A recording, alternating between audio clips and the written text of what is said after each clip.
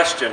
First thing I wouldn't do is what this administration did with the budget last year, and that is to cut the 4-H programs, to cut farm experiment stations, to cut the extension service by $1.4 million right out of SDSU's Department of Agriculture budget. That's how they balance the budget, by reducing the investment in agriculture, the investment in 4-H and FFA. That's a mistake for South Dakota, because agriculture is so very, very important for all of us. In fact, a bipartisan team, both Dave Knutson and myself in the Senate, proposed a solution to the budget problem that would have saved cooperative extension, that would have saved farm experiment station, saved 4-H, saved all those programs. But it was not to be, because this administration did not want to reduce the size of government. That is the key problem we have, ladies and gentlemen. We've added a new state employee's position every 48 hours they've been in office. We cannot sustain that kind of growth.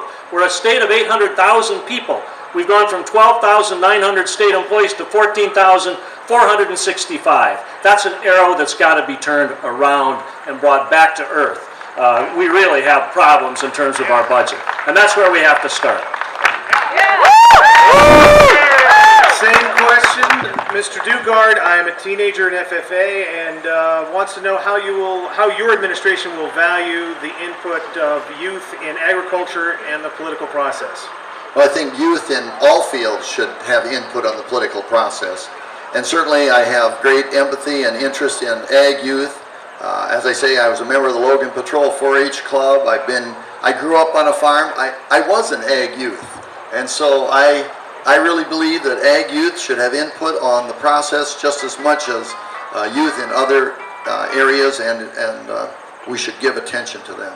I do want to address the growth in state government, because my opponent brought that up, and he does bring that up quite frequently. He wants you to believe that there's all kinds of bureaucrats in Pierre sitting in cubicles. There's many, many more than there were before, he says. The fact of the matter is 2/3 of the growth in our FTE count has occurred at our public universities. These are teachers, researchers, and our own students.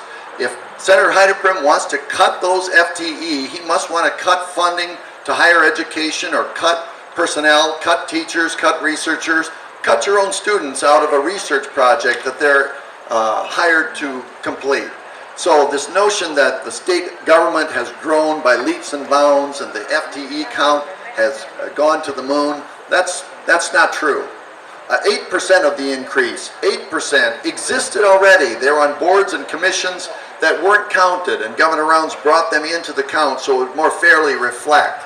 And this number is not right. We actually cut 100 positions in state government through attrition this last year. We didn't fire anybody, but we just didn't replace some of these positions, and we cut them.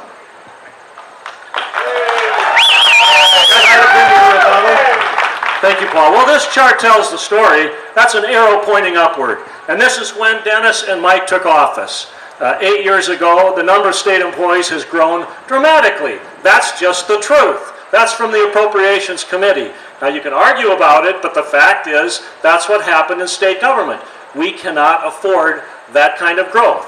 Here's what the administration says. It says to the schools and the county commissions in South Dakota, you cannot grow by more than 3% or the rate of inflation, whichever is less.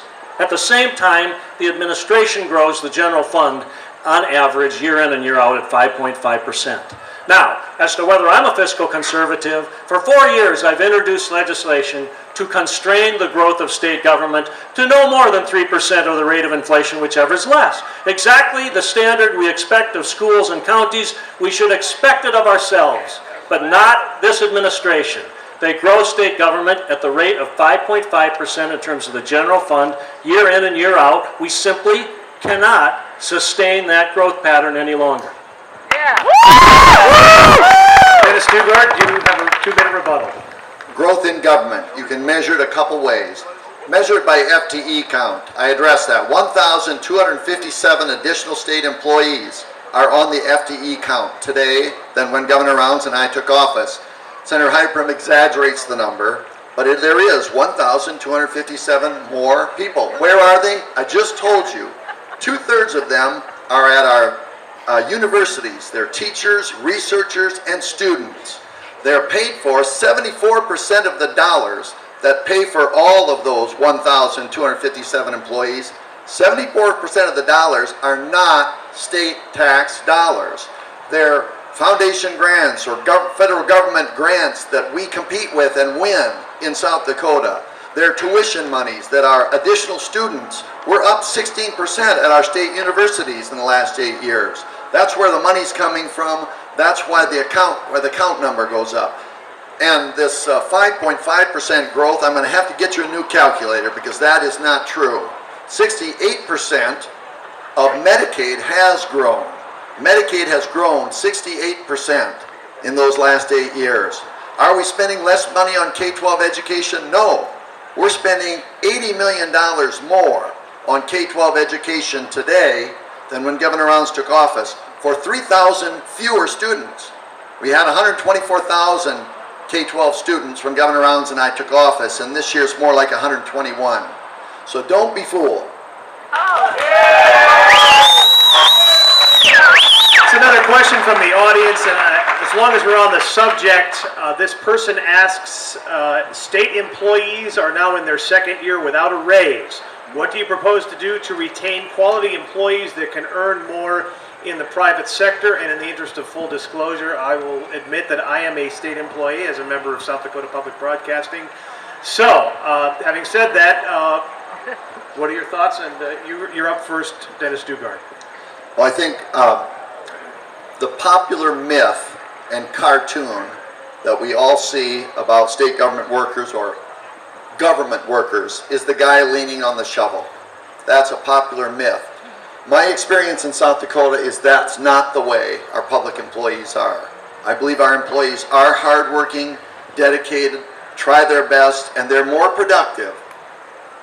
State employees and private sector employees in South Dakota are more productive than workers in many, many, many other states. So I have a great deal of respect for our public employees. I wish I could promise that next year's budget will have a salary increase for our state employees. I can't promise that. Again, we're going to face some budget challenges. They're the consequence of two things. The national recession has driven our tax revenues down. Starting in October of last year, month over comparable prior year's month, our tax revenues went down, down, down until earlier this year. In spring, we've had 3 months of increasing tax revenues. Then we had another month where they were down again, and last month they're up again. So things are looking a little better. I'm hopeful that we'll have a revenue rebound. Certainly a high priority has to be given to those employees that have been waiting patiently, but we have not had significant layoffs, as I mentioned. Many other places have furloughed their employees, had them leave without pay. They've had to take essentially pay cuts or unpaid vacations in many other states, or they've cut 30% of the state police force, or like our highway patrol in Illinois, cut. Highway, or in Hawaii, school teachers, K-12 Hawaii school teachers, every Friday, furloughed, no pay.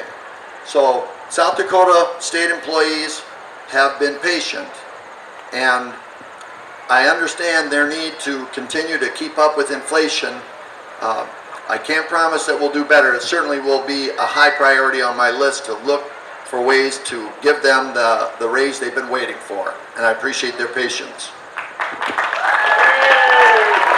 Scott Heideprim, same question.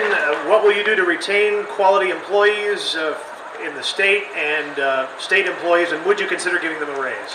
What you just heard from the Lieutenant Governor is a defense of the status quo. I want you to listen carefully to it because nothing's going to change if you elect him governor. Now maybe that's okay with you. Maybe it's okay with you. We have 10 airplanes, 3 of them for the use of the governor, lieutenant governor, and their staff. Maybe it's okay with you that they give increases to their individual staff members or cabinet secretaries while they say to regular workers, you get no increase at all. But it's not okay with me. I think we ought to sell some airplanes. I think we ought to change priorities in this state. I'm surprised that the lieutenant governor doesn't appreciate the simplicity and the value in reducing the overall size of government. After all, we've done it before in South Dakota. Not once, but twice. where we've said, you know what, government does